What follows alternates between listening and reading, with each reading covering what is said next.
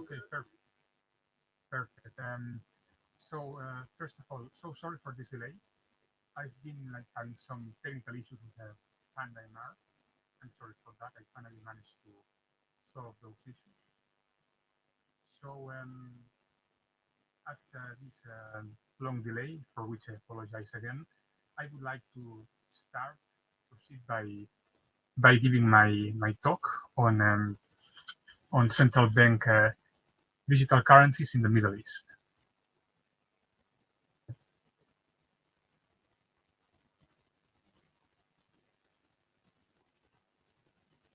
One second. So let me share my file. Okay, 1 second. So now, can you please share the PDF? Okay, perfect. Well, thank you very much for everything. So basically, after like almost half an hour, I'm going to start presenting my topic. Sorry again. Basically, feel free to ask any question during my presentation. I'm going to talk today about central bank digital currencies in the Middle East. I'm going to discuss Project Aber, which is a joint project between the central banks of Saudi Arabia and the United Arab Emirates, as well as some other projects. Let's proceed to the next slide.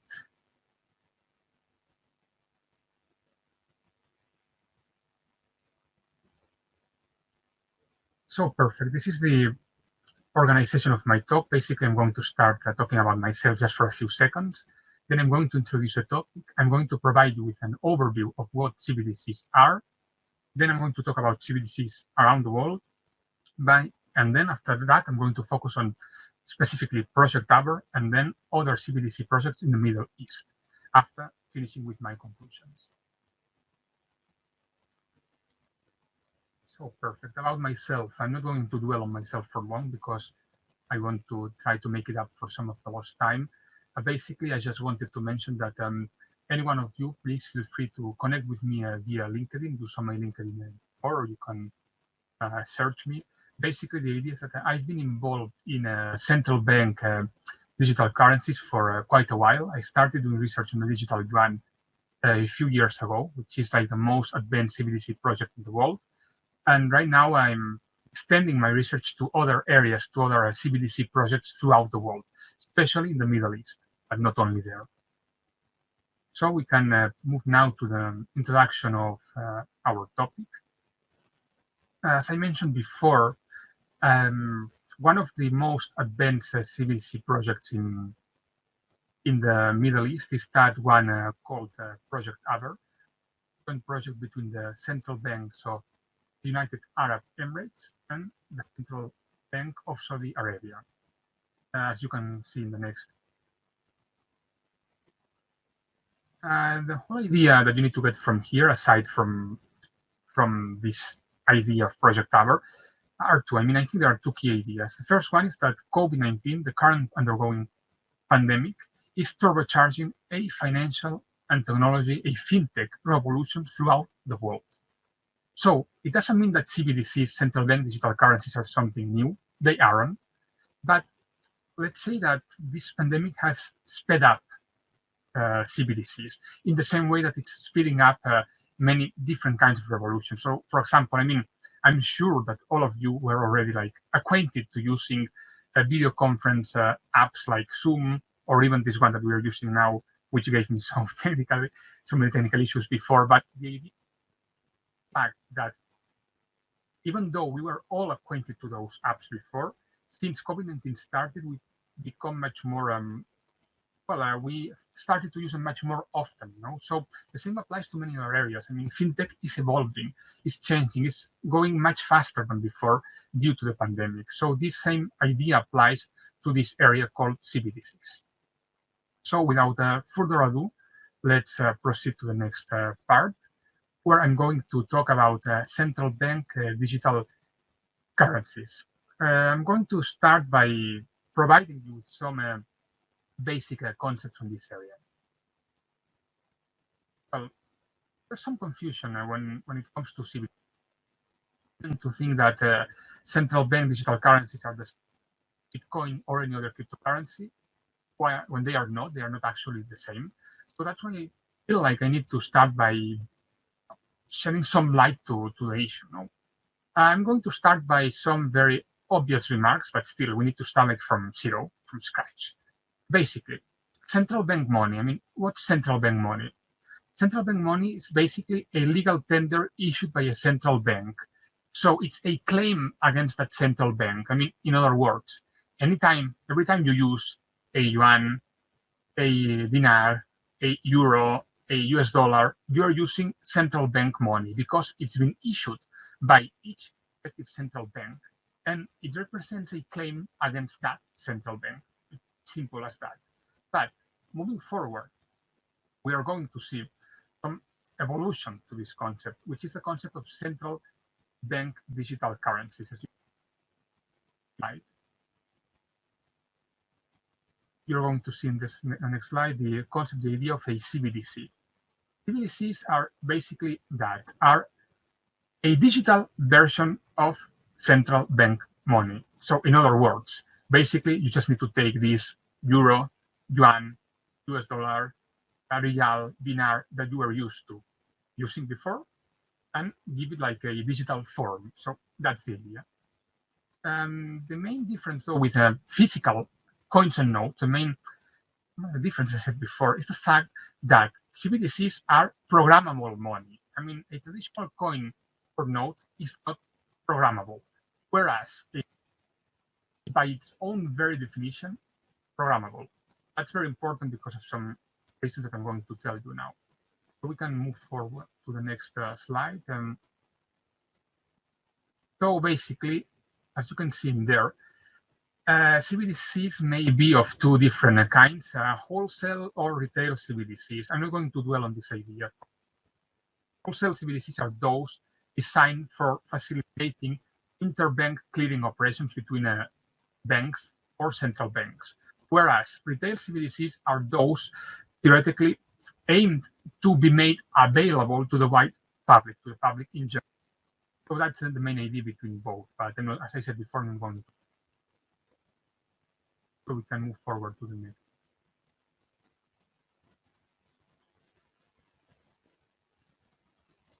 All CBDCs are going to have two key aspects. All CBDCs are going to be digital, I mean, obviously, as I said before, otherwise we wouldn't be talking about a CBDC, and they are going to represent a claim against a central bank, same as any kind of central bank money.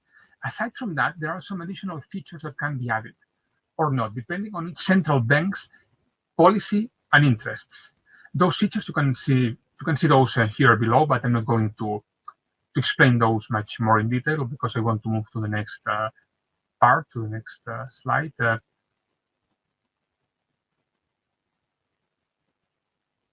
The possible motivations behind CBDCs are several.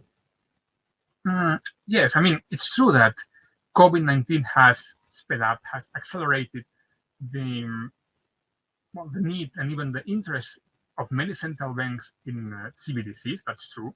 And one of the reasons behind that is the fact that for hygienic reasons, we tend to consider that it is much better not to use traditional physical coins and notes and instead use digital currencies because we feel like it's much more clean, hygienic to do that. That's true.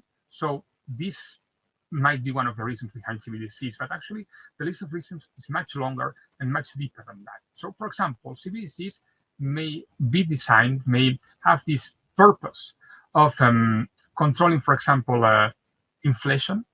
So we're talking about monetary policy. They may be used as a tool to improve financial stability. They may also be used as a tool to promote financial inclusion, which is a key area for me. CBDCs may actually allow underbanked people to become part of their respective financial systems. So, for example, imagine countries like India, Bangladesh, Indonesia, where pretty much everyone has access to a smartphone, but not everyone lives in towns big enough to have its own bank branch. These people, thanks to CBDCs or virtual banking as well are going to be capable, are going to be able to become part of the financial very effective. This next slide that even though I said that central bank digital currencies are digital currencies, they are not cryptocurrencies. And it's very important to make this distinction. So whenever you hear someone talking about or referring to CBDCs as cryptocurrencies or even to central bank Bitcoin, something like that, that's not accurate. The idea, the rationale behind CBDCs, actually the opposite from that behind cryptocurrencies. Cryptocurrencies are designed per se not to be controlled. They are part of what we call decentralized finance or DeFi, whereas CBDCs are, by its own very nature, central bank digital currencies, which means that they are issued by a central bank. Therefore, they are much more controlled. So the rationale is actually the opposite. However, as you can see in this next slide, in the next one, even though CBDCs are not cryptocurrencies, CBDCs are actually adapting or getting some features from cryptos. So for example, in the next slide, you can see the case of one where they got some. You can move forward to the next slide, please. Okay, this one, perfect. So basically, as I was saying, CBDCs adapt some technical features from cryptos. For example, you can see here that the digital yuan, which is the world's most advanced CBDC project, at least when it comes to a major economy like China, you're going to see that they adapt to features from cryptos. For example, the use of both online and hardware wallets, as well as the use of two-key architecture to secure transactions. So yes, it's true that CBDCs are not cryptos. That's undeniable because I mentioned that idea many times before, repeatedly. But at the same time, CBDCs adapt many features from cryptos, technically speaking. So that's why actually the two worlds are not actually so apart, so distant. So we can move forward to the next slide.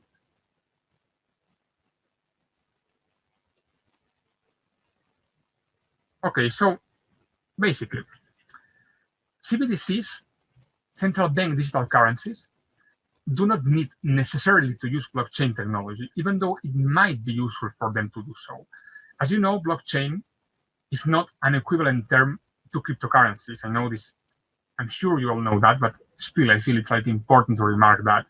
Blockchain is a technology which underpins operations in many different areas. It underpins the operations of cryptocurrencies. It's also applicable to CBDCs, healthcare, trade finance. So CBDCs may use blockchain. It might be useful for them to do so, but it's not like a prerequisite. It's not necessary for them to do so. For example, if we focus on the case of China, which is the most advanced case, you're going to see that China, a digital yuan is going to operate through a two-tier structure where China, which is China's central bank, is going to issue the digital yuan to the 4 biggest commercial banks without using blockchain. But then those 4 commercial banks are going to issue the digital yuan to the general public using blockchain. So it's like a 2-level structure where blockchain is going to be applied in the lower part. So that's why the answer to this question on whether CBDCs use blockchain or not should be yes and no, or it depends, because it's going to depend on how each central bank wants to design its CBDC. So let's move to the next slide, please.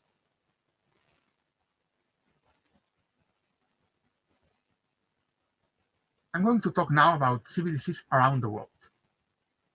As you can see in here, according to a report published by the Bank of International Settlements last year in January, 80% of central banks around the world are doing some kind of work on CBDCs. When I say work, I mean something as basic in some cases as some initial research, while in some cases we are talking about actual pilot tests, like in China. So as you can see, the term work is very broad.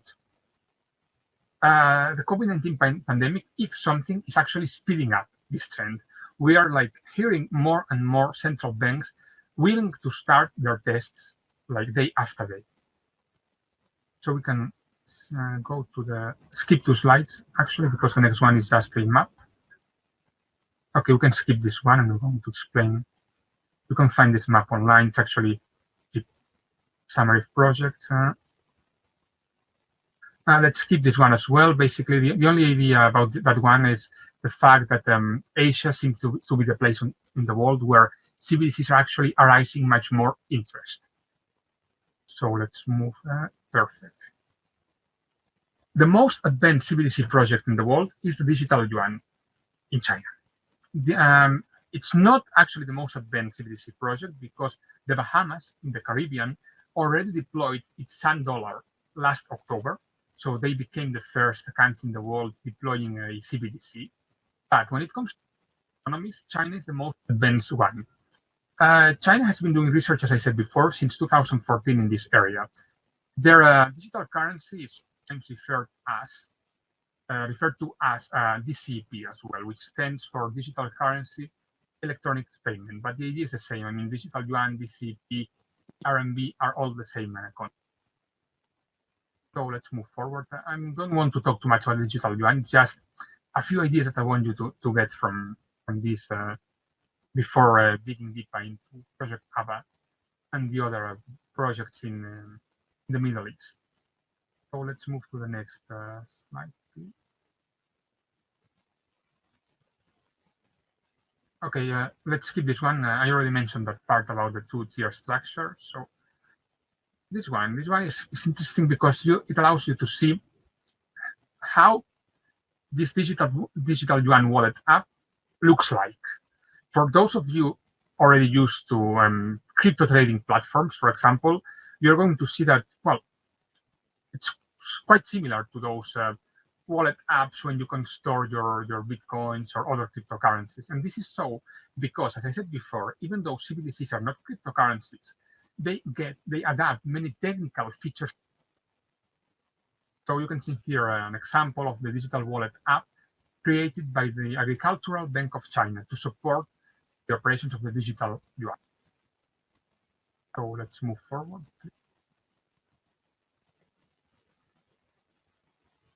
So finally, I'm going to talk about the Middle East, Project Aber. Project Aber was, as you can see in the next slide as well, or I mean, the flags show you that as well, but it was a joint project between the central banks of the United Arab Emirates and Saudi Arabia. This project, as you can see in the coming slide, was started in January 2019, and the final report was published in November 30, 2020, so 2.5 months ago.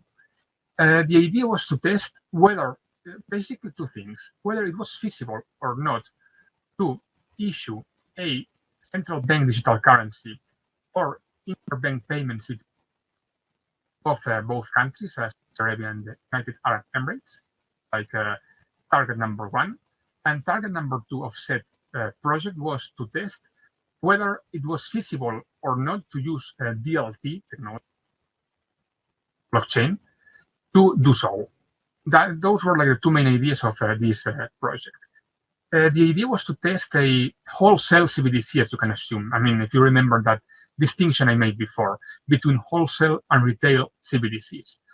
Because it was a wholesale CBDC, because in this case, we're talking about a CBDC designed for payments only between both central banks and a few selected commercial banks of each of the two countries.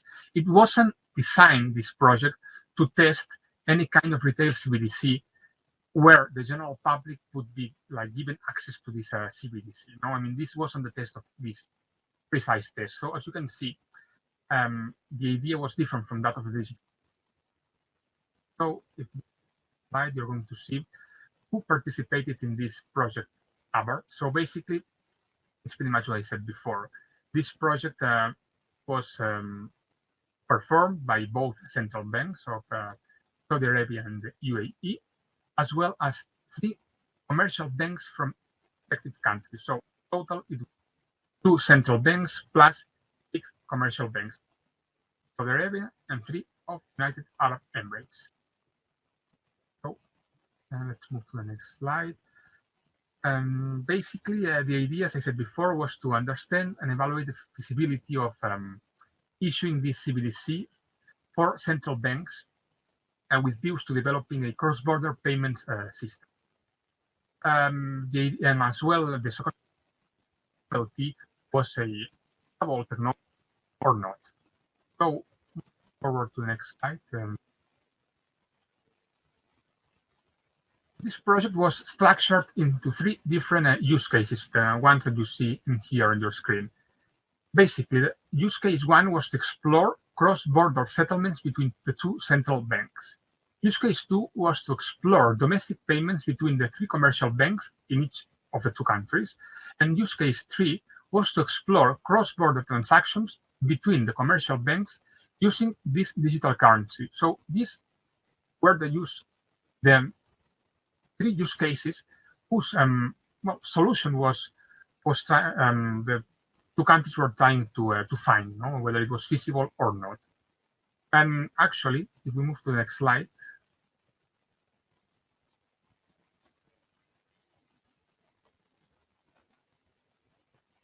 Well, let's skip this part. Basically, we can skip this one. Participants agreed to a series of principles, but I'm not going to spend much time on this. Let's skip this one and jump to the next one.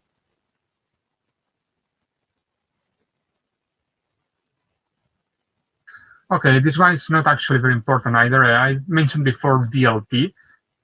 DLT stands for Distributed Ledger Technology. It's actually an umbrella term. Blockchain is not exactly the same as DLT. It's actually a kind of DLT, even though both terms are used as synonyms. I just wanted to make this remark, but this is not more important than that. So we can go to the next one.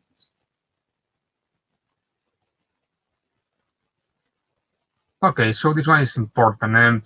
I said that both central banks and those 6 commercial banks spent almost 2 years testing, doing this project. There were some conclusions to this project, and the conclusions were actually very positive. It was concluded in that report that you can actually find online. It's quite long, but it's very interesting. It was concluded that it was technically viable to issue a cross-border digital currency between both countries. All the key requirements and principles identified were actually met, and all the performance objectives that were originally set for this test were not only met, but they were exceeded. When it comes to the idea of issuing this digital currency, to the idea of using the results are actually better than expected. So I think it's a very interesting idea.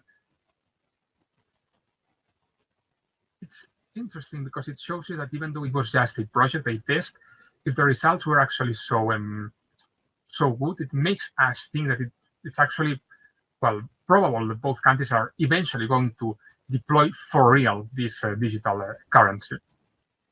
This project also identified further areas to keep doing research on between both central banks to see whether those areas were interesting enough and feasible. So let's move forward to the next one, please.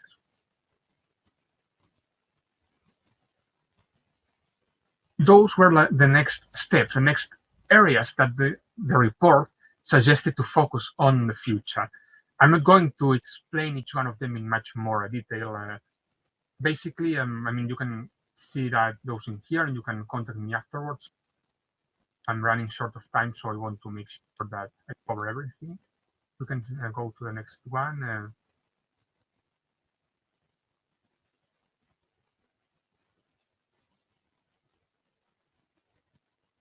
Okay, we can skip this one as well. One of the ideas is this one that you can see here, that in the future they're going to explore more the idea of using DLT, tokenization, of the operational roles of central bank and private institutions in CBDC. Those are the ideas that, according to the project, are going or should be studied in the near future after Project Aber. So, okay, let's go to the next one. this concludes my part on Project Aber. For those of you willing to learn more about this, I would suggest you to either download the report or contact me or anyone else doing research on this topic, because it's actually quite promising. I'm going to conclude my presentation just by talking about three more CBDC projects in the Middle East.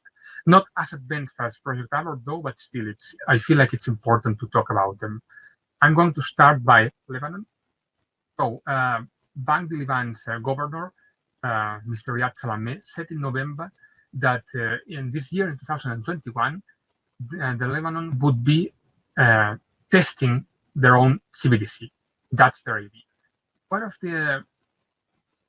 probably the rationale behind the CBDC in the Lebanon is the fact that since many citizens they don't trust very much their banking, they are keeping large amounts of cash at home, and so the idea is precisely as you can see here, to encourage 10 billion of cash, $10 billion stores in cash, to be converted into their CBDC. No, that's one of the main CBDC, to try to people this sense of trust that right now they do not have.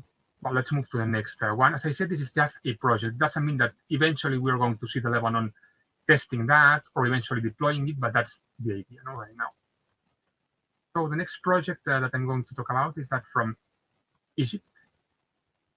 In the next slide. The one from Egypt is not that advanced. The Central Bank of Egypt showed interest in deploying a CBDC as early as 2018, so it was a while ago. The idea was that a CBDC could help,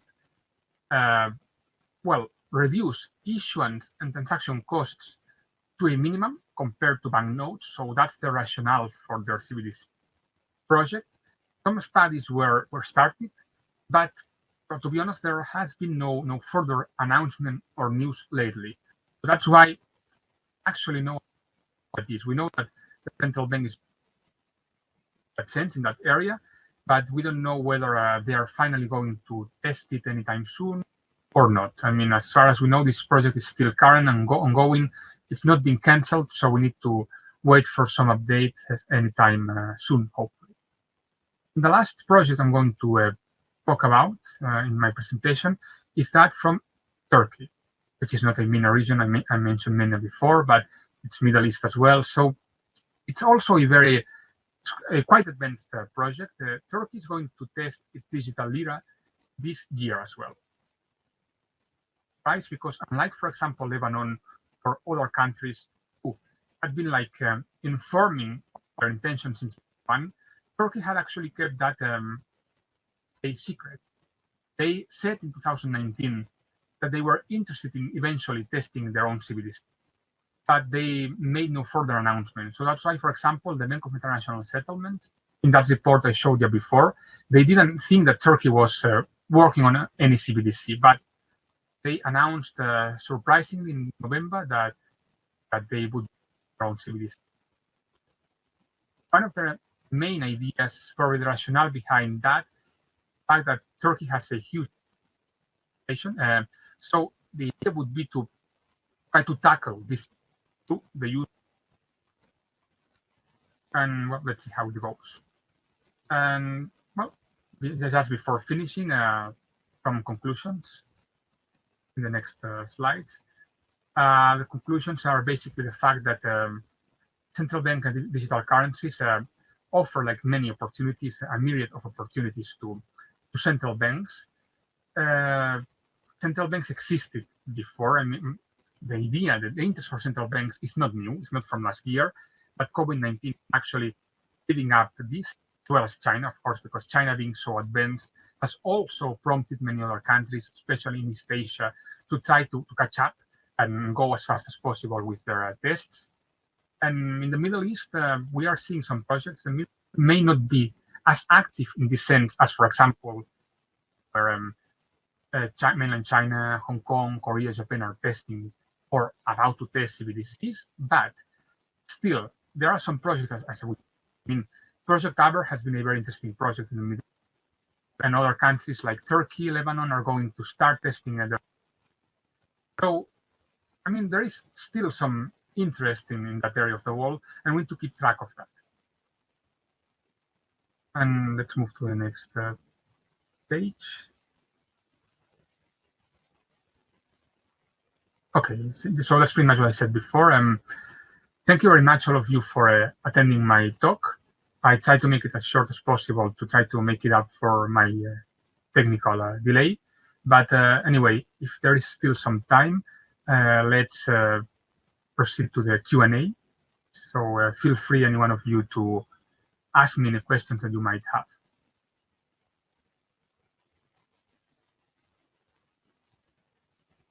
Yes, I see someone.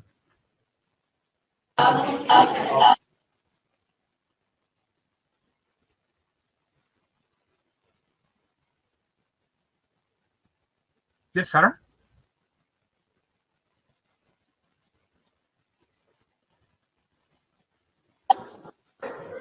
Yes, Dr. Arur. I just want to thank you for this valuable information. Actually, even though I'm from the Middle East, I was totally new to the topic, especially that Lebanon and Egypt have started such a project. I deeply would like to thank you. No, thank you for attending my talk. It's been a pleasure. And yes, I mean, it's pretty much what you said now. People talk a lot, for example, about cryptos, about Bitcoin, etc. I mean, we see news on that topic all the time, but I feel like the media is not paying so much attention to CBDCs. And I feel like central bank digital currencies are actually the future, because while cryptos are just like one more possible investment for all of us, CBDCs are going to be the future of payments in many countries. So that's why I was trying to bring some light to this topic. I would also recommend, there is a tool called CBDC Track. It's been designed by a group of mine who are part of the Digital Euro Association Central Bank. Take that project, for example, it's going to allow you to see the map of the world, to see the current status of each CBDC project. You're going to see, for example, that Tunisia as well started a CBDC project a couple of years ago, but it was cancelled recently. So, well, that's like a real-time track tool, quite useful right now, because CBDCs are thriving, and it's difficult to keep track of all those projects. May I ask you, how long do you expect that the ecosystem, the physical and economical ecosystem in the region would take until they can adopt digital currencies? I mean, even let's suppose that the digital currencies are there now, how would be they adopted by the economic system in the region? Well, I think that first of all, we need to distinguish central bank digital currencies, from digital currencies in general. So when it comes to digital currencies in general, we may be talking, for example, about cryptocurrencies. In that case, it's much more tricky, because it all depends on each country's regulators. I mean, Qatar, for example, they banned cryptocurrencies. India announced a couple of days ban cryptos as well. So that area is much more complicated, because countries are much more reluctant to that, because precisely of what I said before. Those are part of that area known as DeFi, decentralized finance. So much more tricky. When it comes to the main topic of my talk, central bank digital currencies, I think it all depends on what each central bank wants. I mean, it's going to take a while for sure. I mean, China started to do research on the digital yuan in 2014. They're going to deploy the digital yuan next year. In Europe, for example, we started recently to do research on the digital euro, and the idea would be to deploy it by 5 years from now.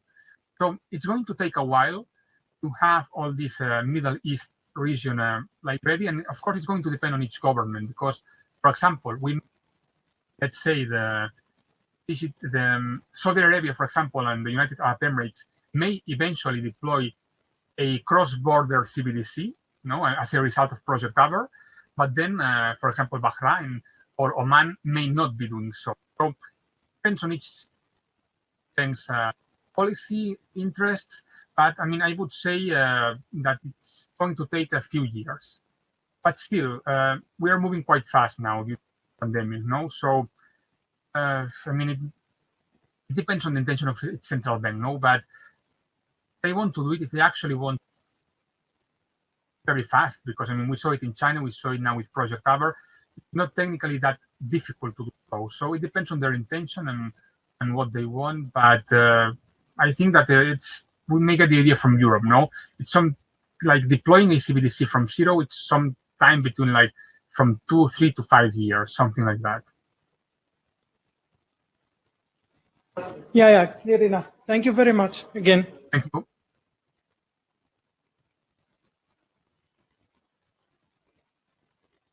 Any more questions? Any concern? Anything that you want to share with me?